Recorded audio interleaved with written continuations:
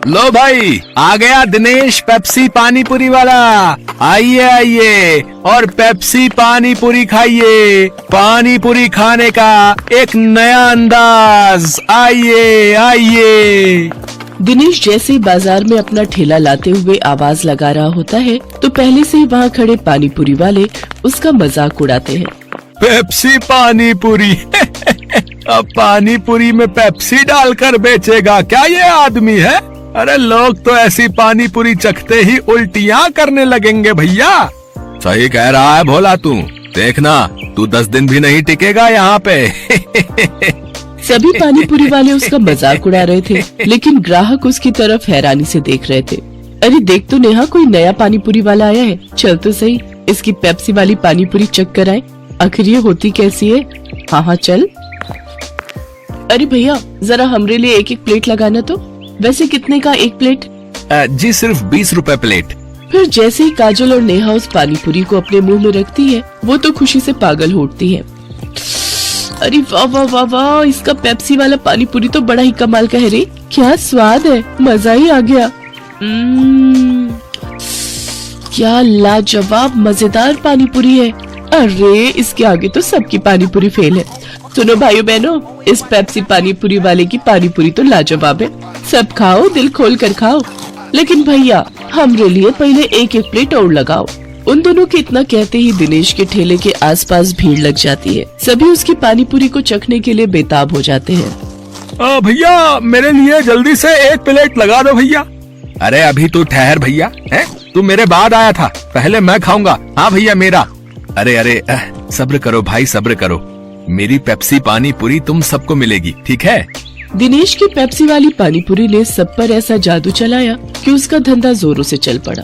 उस दिन के बाद वो जैसे ही ठेला लगाता उसकी कमाई शुरू हो जाती। अगर कुछ महीने ऐसे ही कमाई होती रही तो वो दिन दूर नहीं जब मेरे बंटू का इलाज हो जाएगा और वो पूरी तरह ठीक हो जाएगा। बंटू दिनेश का 7 साल का बेटा था और उसके दिल में छेद था। उसके ऑपरेशन के लिए डॉक्टर ने काफी खर्चा बताया था। दिनेश जब भी शाम को घर लौटता तो बंटू अक्सर उससे पूछता, पापा आपने मेरे इलाज के लिए पैसे जोड़ लिए क्या? अब कुछ ही महीनों की बात है बेटा, मैं जल्दी ही तेरे इलाज के लिए पैसे जोड़ लूंगा।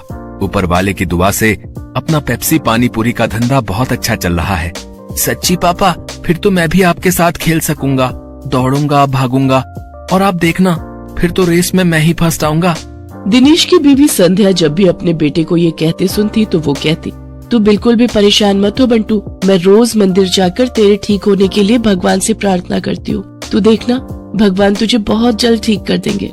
एक दिन दिनेश के ठेले पर हीरो नाम का अधेड़ उम्र का आदमी उसकी पानी पूरी चखने आता है। वो नशे में होता है, तभी उसकी नजर दिनेश के गले पर जाती है। किसी ने ठीक ही कहा था इसके बारे में, इसका गल्ला तो लबालब नोटों से भरा हुआ है भाई। हीरो एक ठग, शराबी और जुआरी किस्म का आदमी था। उसका काम ही लोगों को ये सब बुरी लत लगाना था। दिनेश के भरे गले को देखने के बाद हीरो उससे कहता है, अरे सुना है कि तेरे बेटे को कोई बड़ी बीमारी है अभी, है? और उसके इलाज के लिए तुझे लाखों चाहिए? हाँ भाई सही सुना है, मुझे मेरे बेटे के इलाज के लिए कई सारे पैसों की जरूरत है। तो तुझे क्या लगता है इस ठेले से तू लाखों रुपए कम समय में कमा पाएगा? इसके लिए तो तुझे कई साल लग जाएंगे। हाँ लेकिन इसके अलावा मैं और कर भी क्या सकता हूँ भाई? देख इसमें मैं तेरी मदद कर सकता हूँ। अगर तुझे हफ्ते भर में ही 5 लाख रुपए कमाने हो तो मुझे आकर मिल लेना। ये रहा मेरा पता, ठीक है ना? अच्छा अब मैं चलता हूँ, ठीक है भाई? आखिर ऐसा कौन सा रास्ता है इसके पास जो ये मुझे एक हफ्ते में इतने पैसे कमा कर दे देगा? खैर मुझे क्या, मुझे तो बस अपने बेटे के इलाज के लिए पैसे से मतलब है। एक काम करता हूँ, एक बार जाकर इससे मिल ही लेता हूँ। यही सब सोचकर एक दिन दिनेश जाकर हीरो से मिलता है। हीरो उसे ऐसे सपने दिखाता है कि दिनेश ज्यादा पैसे कमाने के लालच में उनके साथ जुआ खेलने लग जाता है। कल मैंने 1000 रुपए लगाकर 2000 कमाए थे। ऐसा करता हूँ आज ठेले की सारी कमाई ही लगा देता हूँ, एक दिन में डबल कमाई हो जाएगी। धीरे धीरे दिनेश को जुए के साथ साथ शराब की लत भी लग जाती है। शराब की लत उसे ऐसी लगती है कि उसका अपने काम में मन ही नहीं लगता और वो ठेले पर खड़ा होकर भी शराब के नशे में डोलता रहता है। भैया एक प्लेट लगाना तो। अरे लगता है इस आदमी ने तो शराब पी रखी है। चलो चलो हमें नहीं खानी इसकी पानी पूरी, चलो दूसरी वाली पानी पूरी खाने चलते हैं। धीरे धीरे दिनेश के सभी ग्राहक कट जाते हैं और वो सभी दूसरे पानी पूरी वालों के पास जाकर पानी पूरी खाते हैं। ये देख भोला और राजू बहुत खुश होते हैं। देखा भोला, अपनी चाल कामयाब हो गई ना। बिल्कुल सरकार, अब देखना उसकी पानी पूरी की तरफ तो कोई देखेगा भी नहीं, सब अपनी ही पानी पूरी खाएंगे। कुछ दिन ऐसे ही बीतते जाते हैं। अपने धंधे को मंदा देख दिनेश शराब और जुए की लत में और डूब जाता है और उसका बचा खुचा धंधा भी चौपट हो जाता है। ये सब देख संध्या और बंटू बहुत दुखी होते हैं। फिर बंटू अपनी माँ से कहता है, माँ, अब तो मैं कभी भी ठीक नहीं हो पाऊंगा ना।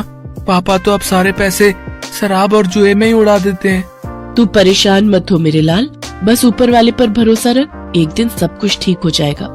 सारा दिन नशे में धुत रहने और धंधा चौपट होने के कारण दिनेश के घर में खाने पीने के भी लाले पड़ जाते हैं। माँ, अब तो घर में खाने के लिए भी कुछ नहीं बचा। अब तो लगता है भूख से ही हम सब मर जाएंगे। ऐसा नहीं कहते मेरे बच्चे, सुख दुख तो जीवन का हिस्सा है। आज बुरा वक्त आया है, कल अच्छा वक्त भी आएगा। ऐसे ही कुछ समय और बीत जाता है। फिर एक दिन उस बाजार में एक आदमी आता है जो सबको पर्चे बांट रहा होता है। तभी वो दिनेश के ठेले पर आता है। अरे सुनो भाई, पेप्सी पानीपुरी वाले, हमारे सेठ मंगल राम चाट भंडार वाले की तरफ से एक प्रतियोगिता होने जा रही है, जिसमें सभी चाट वालों के बीच कंपटीशन होगा। जो भी इस प्रतियोगिता को जीतेगा उसे पूरे 5 लाख इनाम और साथ ही हमारे मशहूर मंगल राम चाट भंडार वाले बाजार में एक स्टॉल भी लगाने को मिलेगा। मंगल राम चाट भंडार बाजार, वहाँ तो बड़े बड़े लोग आते हैं चाट खाने के लिए।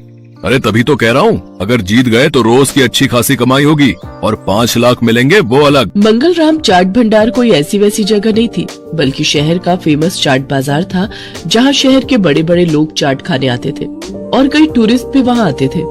उस बाजार में चाट लगाने वालों की अच्छी खासी कमाई होती थी। लेकिन ये सब बातें जानते हुए भी दिनेश उस प्रतियोगिता में कोई खास दिलचस्पी नहीं दिखाता। मंगल चाट भंडार है तो मुझे क्या, मैं जहाँ हूँ वहीं ठीक हूँ, मुझे इन सब से कोई फर्क नहीं पड़ता। उधर भोला और राजू उस कंपटीशन के बारे में सुनकर आपस में कहते हैं, सुन भोला, इस कंपटीशन को तू जीते या मैं, मुझे कोई फर्क नहीं पड़ता, बस कोई और नहीं जीतना चाहिए। हाँ भाई, बस एक उस दिनेश का ही डर था, लेकिन वो तो हमारी कृपा से फेल हो चुका है, तो अब हम दोनों के अलावा उस कंपटीशन को कोई जीत ही नहीं सकता।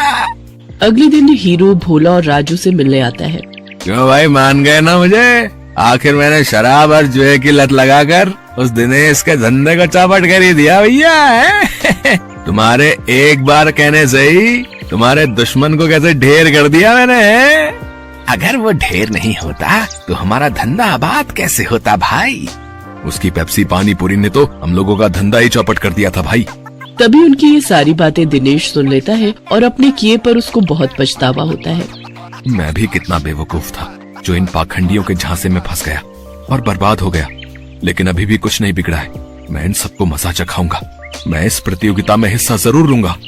यही बात मन में ठाने दिनेश उस चाट प्रतियोगिता में हिस्सा लेता है और अपनी पेप्सी वाली पानीपुरी की रेसिपी से इस कॉन्टेस्ट को जीत लेता है, जिससे उसे 5 लाख का इनाम मिल जाता है। साथ ही मंगल चाट भंडार में स्टॉल लगाने के लिए जगह भी। इनाम से मिले पैसों से वो अपने बेटे का इलाज करवाता है। बंटू पूरी तरह से ठीक हो जाता है और वो भी दूसरे बच्चों की तरह खेल कूद करने लगता है। दिनेश की पेप्सी